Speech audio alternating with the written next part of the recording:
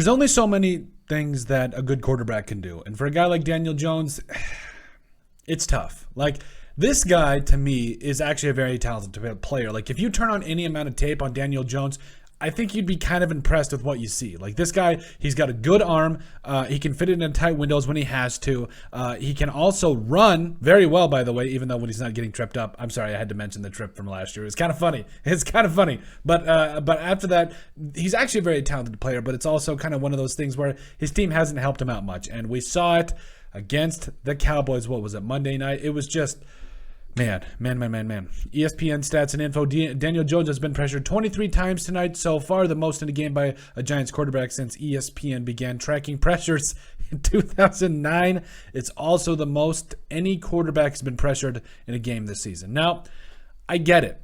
You want to be able to, you want to have accountability. You want to be able to put the blame where it needs to be. And I agree with that. Absolutely 125.9%. However, I don't think any of that blame belongs in the favor, or the ball is not in the court of Daniel Jones. Like, this man, it's absolutely a travesty of what he's had to endure through his entire career. Now, again, has he been perfect? No. I think that interception thrown to, Trevon Diggs there at the end, that was kind of a catastrophe. Like, I don't know exactly what the problem was there, but for the most part, this game wasn't on him. From the first snap, this guy was pressured, and you would think with some of these guys helping him out, Saquon running the football had some really good highlights there. Kenny Golladay, it was just, I saw the stat that Trevon Diggs caught more passes than him. It is what it is at this point. After that, Wan'Dale Robinson, Kadarius Toney, he needs him to get back. Like, nobody can catch the football, nobody can block.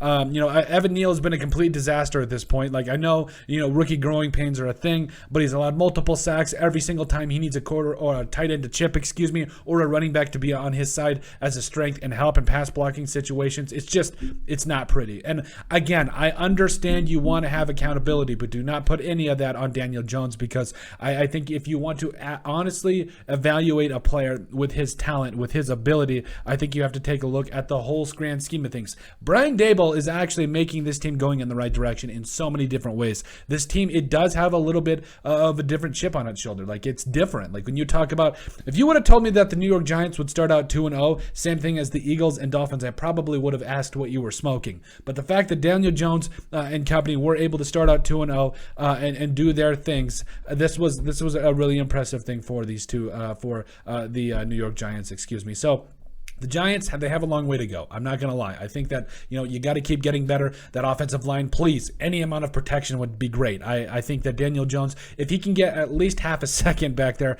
I think he could do some good things, and we saw it. We saw it to a degree. Now, I would like to see more of a downfield passing attack. I think that comes with weapons. I think that comes with a lot of different things, play calling, and it's hard to have a downfield passing attack when, you have half a second to throw the football. So, even look at the good quarterbacks in the NFL. Aaron Rodgers has had a very good offensive line in the past. Like, it's been a little rough in week one. It's gotten better and everything. But Patrick Mahomes, Josh Allen, they all have above average or at least average offensive lines.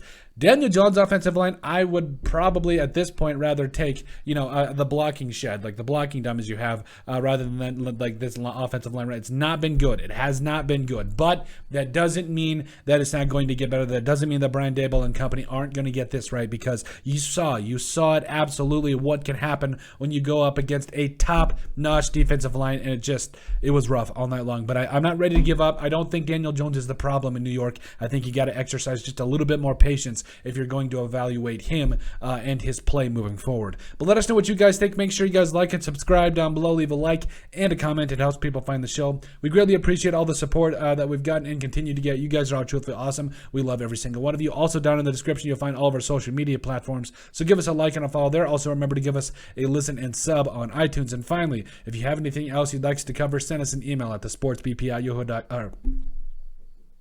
at yahoo.com, or put it in the comment section down below, and we would love to cover it. But let us know what you guys think about Daniel Jones not being the problem in New York.